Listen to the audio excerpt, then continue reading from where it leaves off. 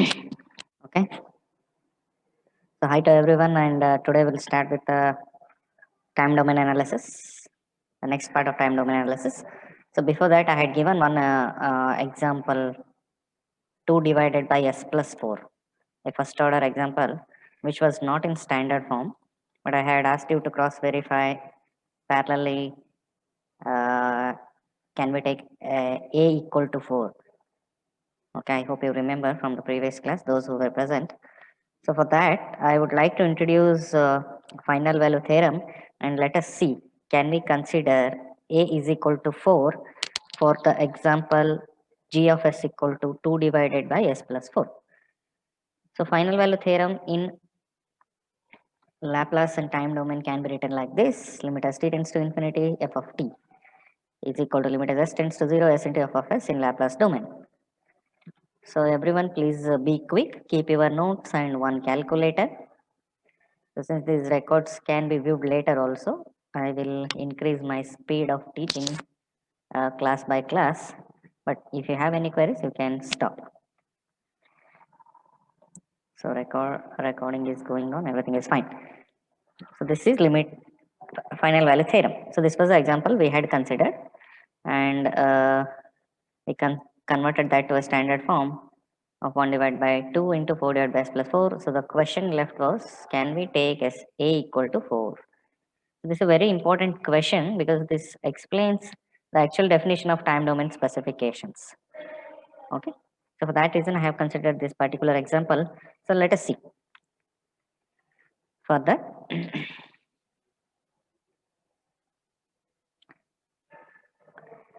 So what is important for us to find the time domain specifications is the final value of the response. If you look back at the diagrams which I had explained in the previous class, the final value of the response is very important, and with respect to that, we had defined the time domain specifications. So if you remember, the time constant was defined as the time taken to reach 63% of the final value, and the rise time was the time taken to reach from 10% to 90% of the final value. And what is the last time domain specification? The settling time. So the settling time was defined as the time taken to reach 98% of the final value. So in the previous example, we had the final value of the given transfer function, which was equal to 1. So we didn't have much problem in calculating the time domain specifications. Whereas for this particular problem, this is not in the standard form. So let us first find the final value of the response and cross verify whether it is unity or a non-unity value. So that can be done using the final value theorem, which I am explaining now.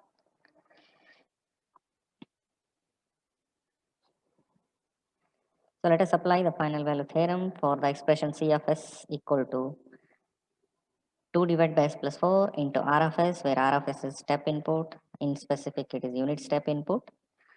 So that's why it is 1 divided by S. So what we want to know? We want to know the final value of the response in time domain. So I want it in time domain, that is C of t. At t equal to infinity gives me the final value. So when you apply it to the Laplace form, it is limit as s tends to 0, s into C of s. So substitute C of s, which is equal to 2 divided by s plus 4 into 1 by s, then multiply that with the s. So for this expression, you are supposed to substitute s equal to 0, which means s is tending to 0. So what value do we get? S and S will get cancelled because we are substituting S equal to 0, as well as this element numerator and denominator. Finally, we have 2 by 4 and 1 by 2, which is equal to 1 by 2 is the final value. So observe carefully for this particular example, we have 1 by 2 as the final value. So let us see how we can plot that on the graph.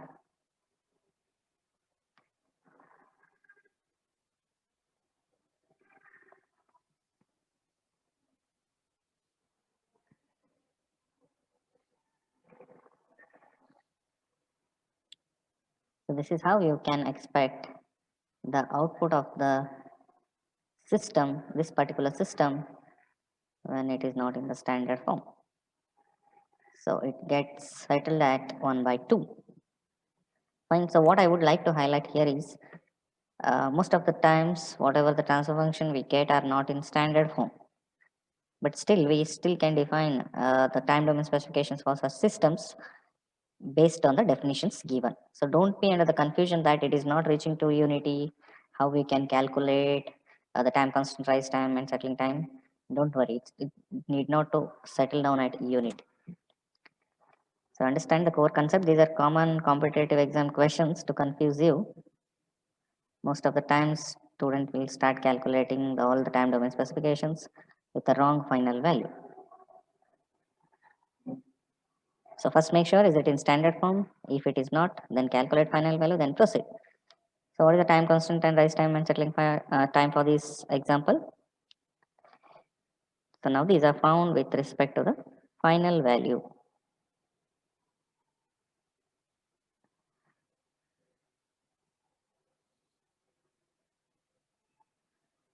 So let us calculate one by one. First one is time constant. So the definition says time constant is time taken to reach 63% of the final value. 63% of the final value. So what is 63% of final value here? It is, calculate yourself the 63% of final value for this particular example. So it is 63% of half.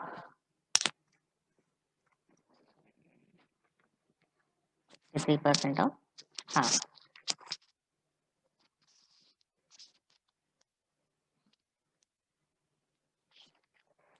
0.63 into 0.5. Fine. I hope it is making sense for everyone. So it is 0.315. So what we need to do here is calculate the time t when it reaches to 0.315. But if you observe carefully, we still have a problem here. Okay, we still have a problem because we need to substitute the value for the a. Okay, so the question is like it's confusing. We know the final value and we have calculated the 63% of final value, but to find the time to reach that value, we need the constant to be substituted. Fine. So keep this question in mind. I will solve it soon.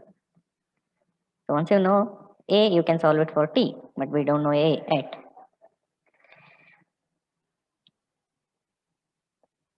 So a is 4 or something else is the question. That should be cross verified before calculating the time t.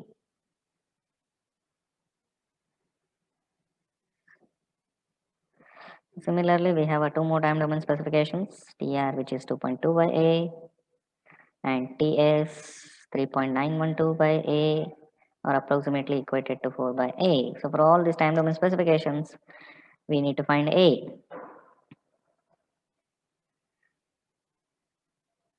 So what cross verification will do is, I will simulate this in a software called MATLAB. Okay, this is just for the sake of cross verification. And to answer our question, can we consider a equal to 4? So if a is equal to 4, what are the conclusion we can arrive? So let me open the software for a moment. So can everyone see this window, MATLAB window, Ganesh? Yes, sir. Yes, sir. Yes, sir. Okay, fine. So these are some simple coding I will show you. So first we define the Laplace factor for our transfer function. Then I will define the transfer function 2 divided by s plus 4 as it is. So it will show me the transfer function. So in a single line, I will type the step response. It gives me the unit step response. So can you see the graph, Ganesh? No, sir. Okay, fine. So this is the graph we obtain. I hope now it is visible. Yes, sir. Okay, so you can see how the unit step response of this particular example is plotted over the time scale. Okay, so the settling time here is 0.5 The output is getting settled at 0.5. So this is a very easy tool to simulate the things. So I will select the characteristics one by one. First I will click on rise time. Okay, so the rise time in the simulation is shown as 0.549 seconds. Okay, 0.549 seconds.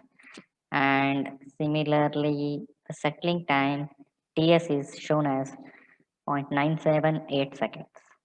Okay, so this particular tool do not give us the time constant, but okay, no problem. We still have two time domain specifications from which we can confirm what should be the value of A. So let me take the settling time or the rise time, anything. Then come back to our calculation. Please note down TR equal to 0.49 and TS equal to 0.978. So let us get back to our calculation part and see. So if I substitute A equal to 4, I am getting TR equal to 0.55 seconds. Okay.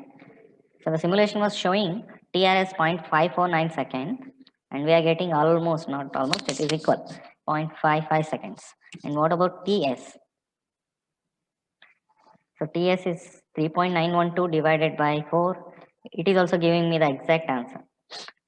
I have substituted for this particular expression 3.912 by A.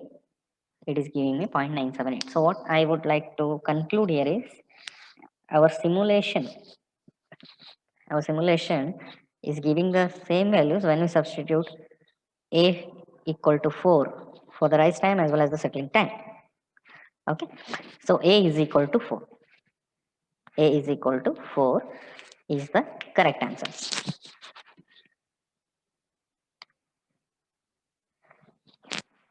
If you can substitute this A equal to 4 in the time constant expression, one can get the answer directly, the time constant. So that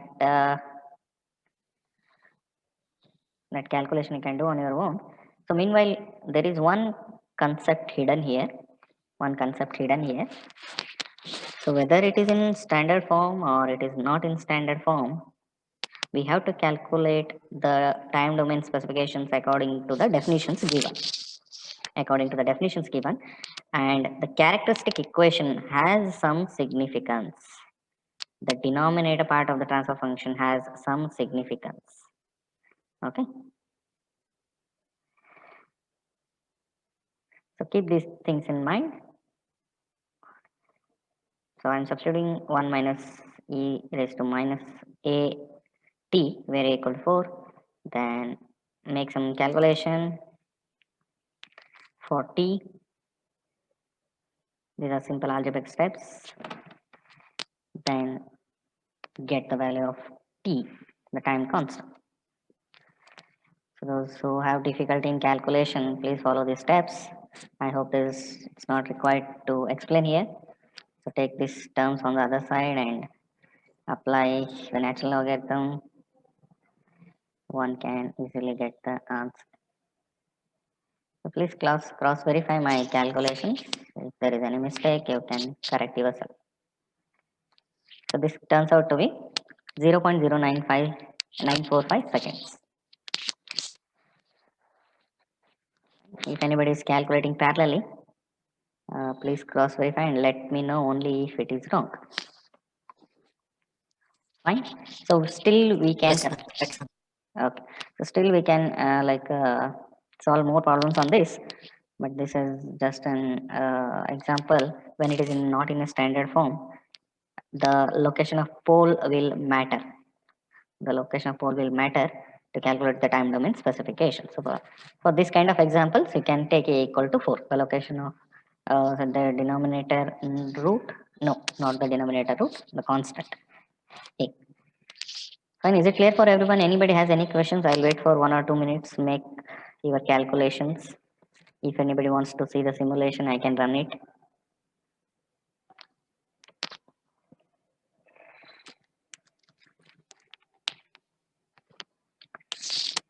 So if there is no queries, we will proceed. So day by day attendance is reducing. That's a good sign actually.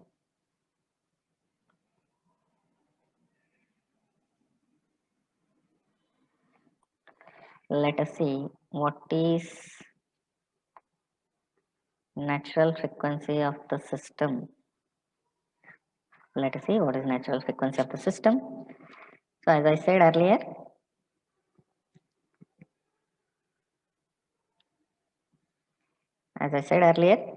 these two factors have some significance. That's why they are being considered in a standard second order transfer function. So what is that significance or meaning? Let me explain briefly here.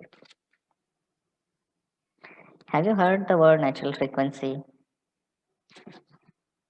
Yes, of course. If you have studied physics, I mean the 12th physics, this word might have been introduced in RLC circuits, but according to the definition, let us look at the definition, how it is defined. It is called as the frequency of the oscillations of the system without damping. Without damping. Fine. This is standard definition. I cannot skip any terms here. But for time being, just forget about without damping and all. They may look like some different terminology. So just a simple understanding of natural frequency. So you might have heard a resonance in series RLC circuit. Anybody is not aware of resonance?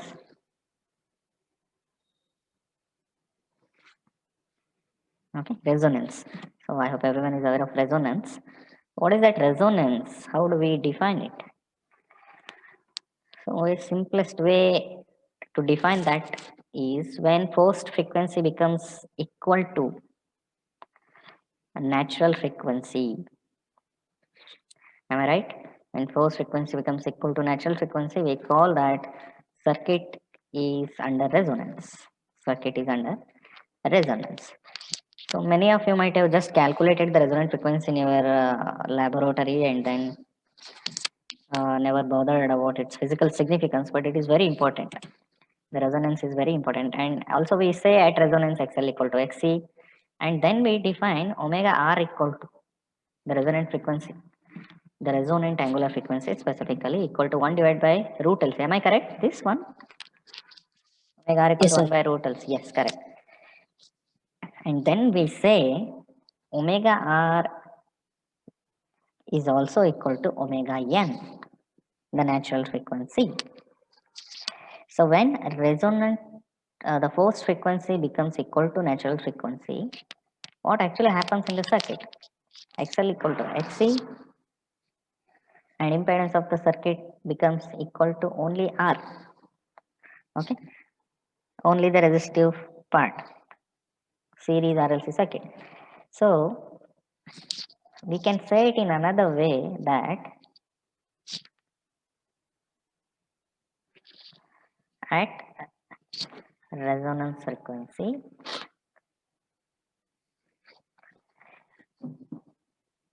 maximum flow of energy takes place. So another way of expressing the effect of resonance. So this sounds something in your mind about natural frequency. So let us discuss for some moment about this natural frequency. So now I hope you are aware like how I have correlated natural frequency with your some previous knowledge. So let us get back to the practical world and think about natural frequency. So what I can say from my experience is that every system has its own natural frequency. Every system has its own natural frequency. Even your brain has some natural frequency. Do you agree with that? Your brain has some natural frequency. Okay. A mass block kept on the floor, a chalk piece. Okay. Everything have their own natural frequency. So when this natural frequency is equal to the forced frequency, or when we force that particular system by giving some sinusoidal input, okay, forced frequency in the sense it is the input signal's frequency or frequency of the input signal. That is another terminology used for frequency of input signal is forced frequency. Fine. So when that system is forced with or given with some signal, sinusoidal varying signal, with a particular frequency, when it becomes equal to its own natural frequency, the system will be under resonance. There will be maximum flow of energy. Okay. So that's the reason why many people grasp things very quickly. Okay, while studying or in the class is because teacher's frequency will match with their frequency. That's true, I feel. Okay, some people will grasp everything quickly. It's only because of this reason. Others will grasp slowly. It's not that they don't grasp it, but they grasp it slowly because of the mismatch of the frequency. Fine.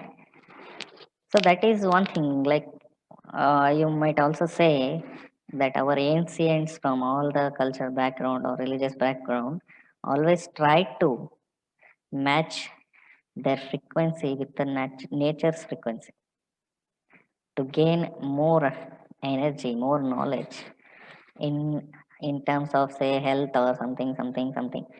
So that is one way of interpreting natural frequency. Every system has a natural frequency. Anybody would like to add for this, or anybody want to ask anything on this? This much what I can explain to you about natural frequency. Anybody wants to give any other example other than this?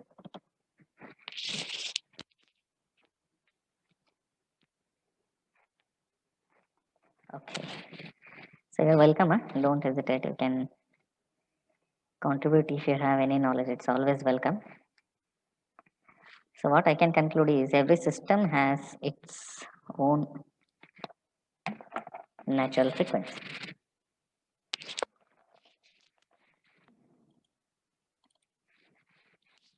Fine. So next, let us go to damping ratio, zeta. Damping ratio, zeta.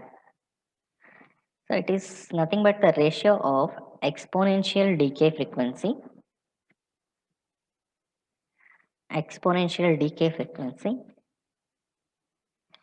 divided by the natural frequency.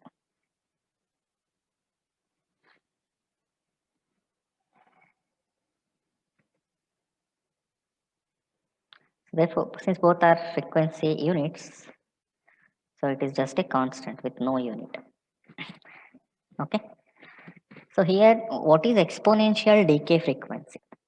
Okay, this is like very difficult to explain without the knowledge of in-depth understanding of the practical systems.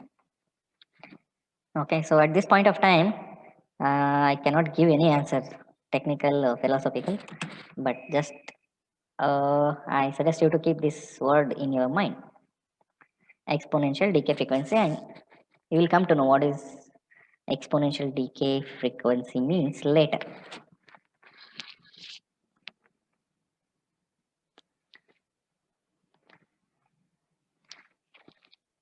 So this is the standard form of a second order system.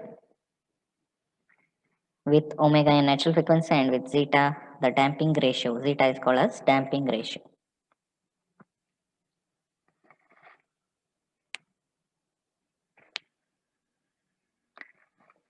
So now we'll ask a question to ourselves that what are the poles or the characteristic roots of this particular equation, which is second order equation, right? So any questions, any queries till this point?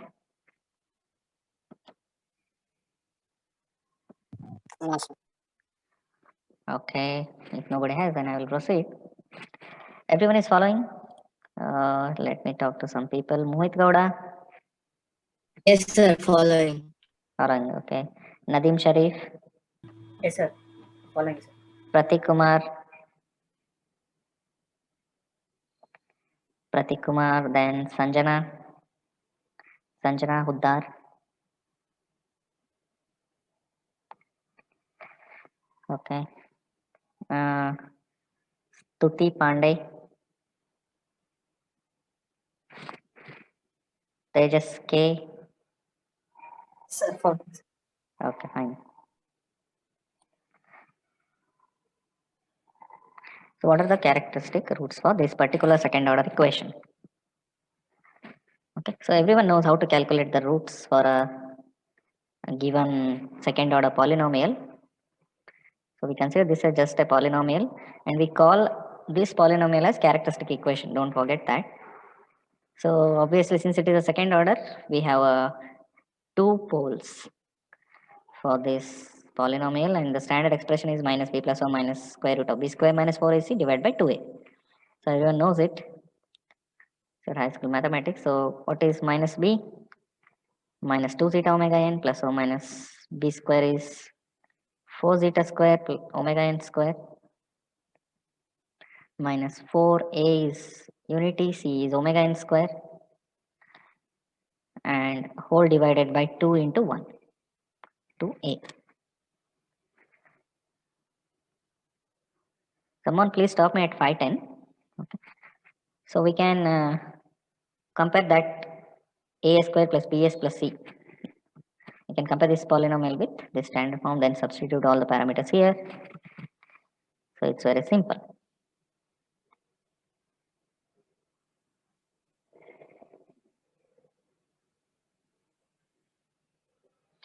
Now I'm making some small modification. I'm introducing the complex term j here.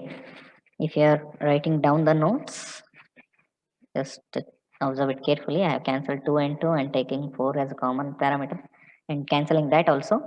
So what remains inside is zeta square omega n square minus omega n square. Again omega n square is common. I'll take it as outside this square root. So it becomes omega n under the square root zeta square minus 1. Is it clear for everyone? So omega n outside under the square root, it is zeta square minus 1. But again, there are some conventions we follow. So for that particular reason, I have introduced a complex term j and I have taken 1 minus zeta square instead of zeta square minus 1. So reversing the sign.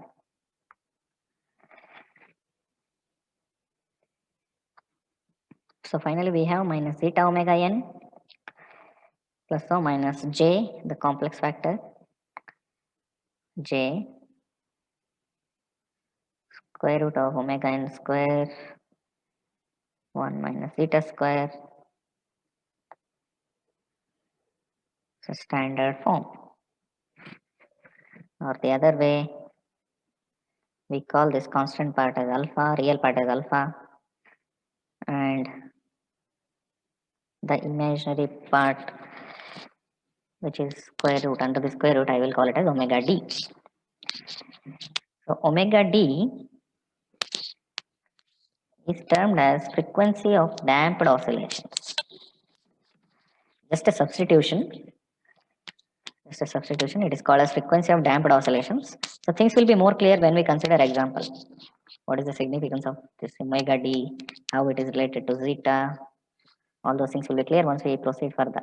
So these two are the characteristic roots of standard second order system. So we have crossed one stage now. We considered the standard second order function, transfer function, then we found its roots. Which are in terms of zeta and omega n.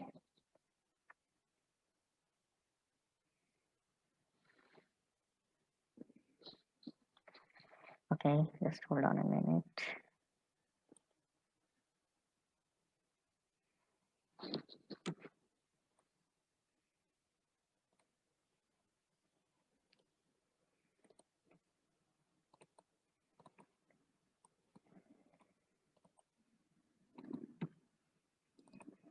Is it visible, Ganesh?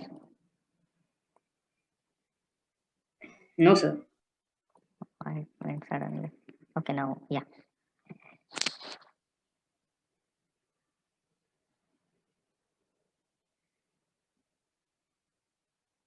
So how do we represent these roots in a complex plane?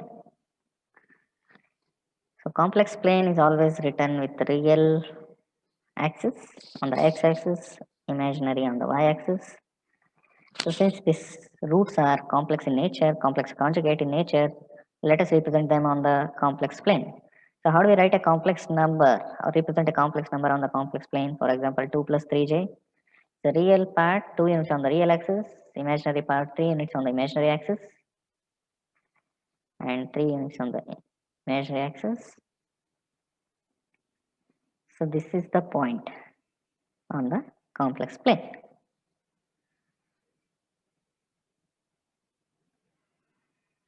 So similarly, how do we write minus alpha plus or minus j omega d?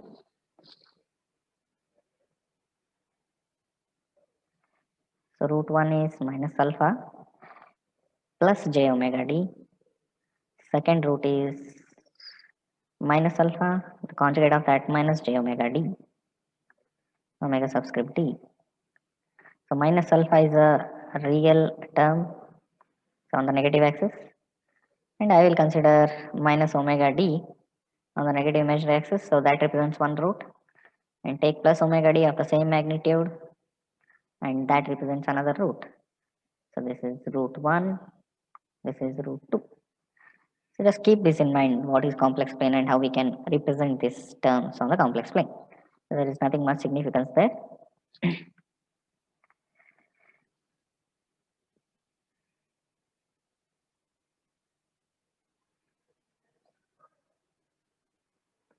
So we are proceeding towards finding the time domain specifications, and we have to do all this circus before starting with the actual derivation. So consider one dynamical system with MBK. So we can make it in this form also. Take m common from the denominator, it will become s square plus bm by b by ms plus k by m. Fine. It's not still in the standard form because omega n square and this omega n square are different. But just hold on for the sake of understanding. Okay, it is 5:10. 2 more minutes, I will finish off. So this is actual one dynamical system. Okay. So this dynamical system may give us transfer functions like this. So we can get s plus 2 into s plus 6 in the denominator, or we can get s plus 2 minus 3j, or s plus 2 plus 3j complex conjugate. So these transfer functions are essentially derived from one such dynamical system. So this values of m and b decides, m and b and k decides this denominator roots or characteristic roots or the poles of the system, obviously. Okay, different, you can see real and different, complex conjugate, imaginary, and the fourth possibility is real and equal. So all these are possible for a given dynamical system.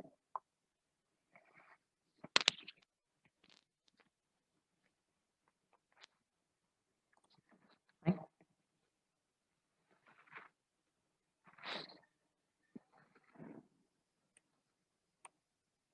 So the question is how they behave with the unit step input. How they behave with the unit step input. And how we can plot them. Plot the response of each such transfer function on the graph.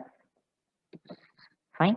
So the question what we have is, for this case, the value of mbk are different. For this case, value of mbk are different. So, and for each case, how do they behave for a unit step input? Will they behave in a similar way for a different mbk values? Obviously, no.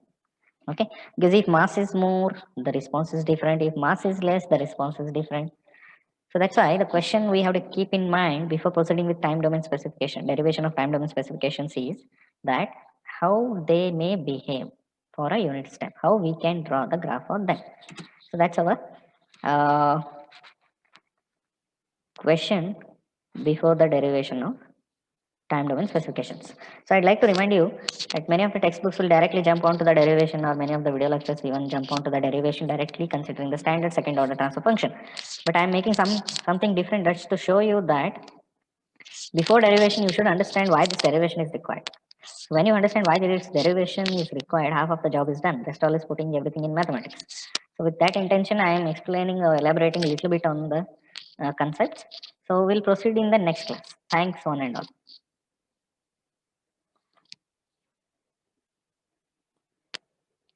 Thank you, sir.